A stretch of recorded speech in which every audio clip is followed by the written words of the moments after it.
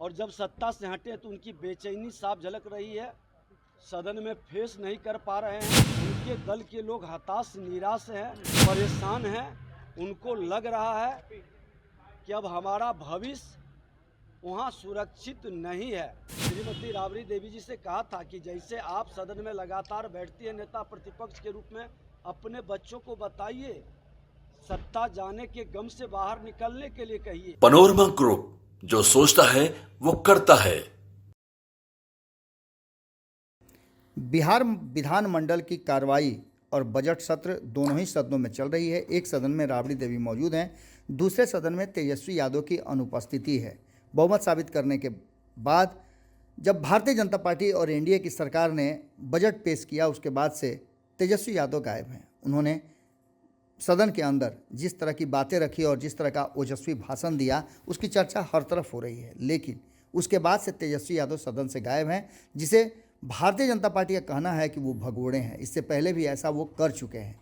लेकिन इन सब बातों के साथ साथ तेजस्वी यादव जो काम कर रहे हैं, उसने भी कहीं ना कहीं भारतीय जनता पार्टी के कान खड़े कर दिए हैं। आपको बता दें कि इस पूरी कहानी में एक तरफ जहां भारतीय जनता पार्टी अपने आप को सहज दिखाने की कोशिश कर रही है, कई दल के नेताओं को अपने पार्टी में जोड़ रही है, वहीं आपको बताएं कि तेजस्वी यादव की यात्रा को लेकर के भी भारतीय जनता पार्टी लगातार वेट एंड वॉच की स्थिति में है। तेजस्वी यादव को भाजपा ने राबड़ी देवी के माध्यम से मैसेज भेजा है।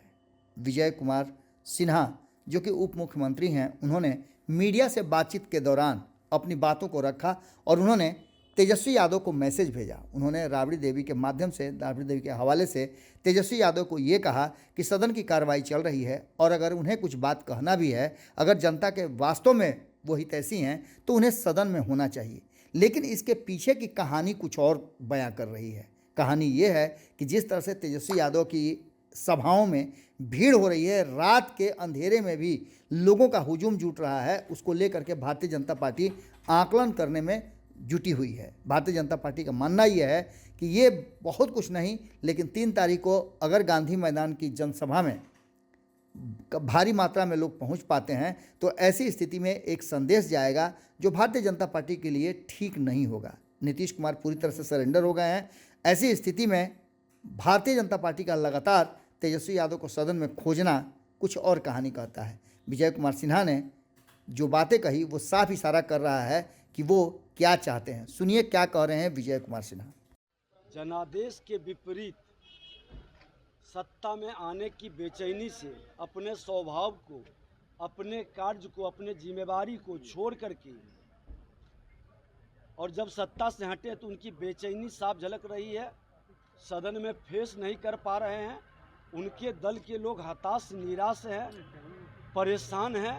उनको लग रहा है कि अब हमारा भविष्य वहाँ सुरक्षित नहीं है।